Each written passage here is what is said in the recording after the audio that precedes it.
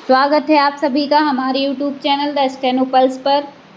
100 WPM dictation start होगा 5 second के बाद। अध्यक्ष महोदय, राष्ट्रीय शिक्षा तथा अन्य भाषाओं के प्रश्नों पर मैं इस समय चर्चा नहीं करना चाहता। इन दोनों विषयों पर चर्चा भाषा विधेयक के आने पर की जाएगी। इस समय मैं यह चाहता हूँ कि पहले इस बात पर विचार करें कि शिक्षा का माध्यम कौन सी भाषा हो। मेरे विचार में शिक्षा के हित में इस बात की अत्यंत आवश्यकता है कि अपने देश में मातृभाषा को, या जिसको हम अपने देश की राष्ट्रभाषा कहते हैं, उसको शिक्षा का माध्यम बनाया जाए। उच्चतम शिक्षा का माध्यम भी मातृभाषा होनी चाहिए। इसमें पाठ्य पुस्तकों की कठिनाई हो सकती है, लेकिन यह कहना कि जब तक पाठ्य पुस्तकें ना बन जाएं, तब तक मातृभाषा को शिक्षा का माध्यम ना बनाया जाए, यह गलत तर्क होगा। यह तर्क अपनाया गया तो हम कभी भी मातृभाषा को शिक्षा का माध्यम नहीं बना पाएंगे। यह तो वही बात हुई कि जब तक मैं तैरना नहीं सीख लूँगा, तब तक पानी में पैर नहीं रखूँगा। इस तरह तो मैं समझता हूँ कभी तैरना नहीं सीखा जा सकता।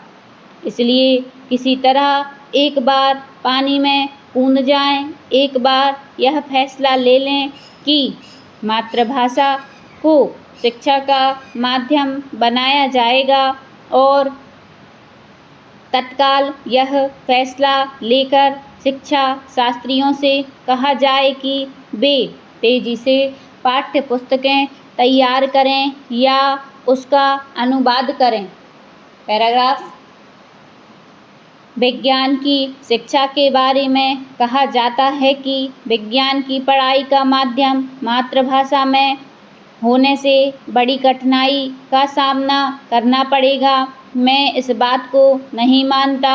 मैं तो यह मानता हूँ कि मातृभाषा में विज्ञान की शिक्षा देना सबसे आसान है। समाजशास्त्र की शिक्षा को मातृभाषा के माध्यम से सिखाने में शायद कुछ समय लगे, उसकी पाठ्य पुस्तकें बनने में शायद कुछ समय लगे, लेकिन विज्ञान की पढ़ाई के बारे में यह बात नहीं कही जा सकती। विज्ञान के फॉर्मूले ज्यों के त्यों रखे जा सकते हैं। विज्ञान की शब्दावली को भी ज्यों का त्यों रखा जा सकता है, केवल उन्हें मातृभाषा में समझाना है। इसलिए विज्ञान की पुस्तकें और विज्ञान की शिक्षा के लिए मातृभाषा को माध्यम बनाने में कोई समय लगने वाला नहीं है, चूँकि हम अपनी शिक्षा नीति में सबसे अधिक जोर विज्ञान पर देने वाले हैं।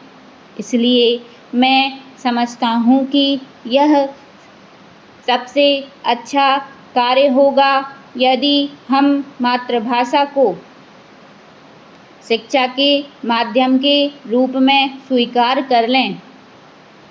पैराग्राफ। अध्यक्ष महोदय, हमारे शिक्षा आयोग की रिपोर्ट में एक बात और बहुत अच्छी कही गई है, और वह यह है कि हमें अपनी शिक्षा में विज्ञान को अधिक महत्व देना होगा।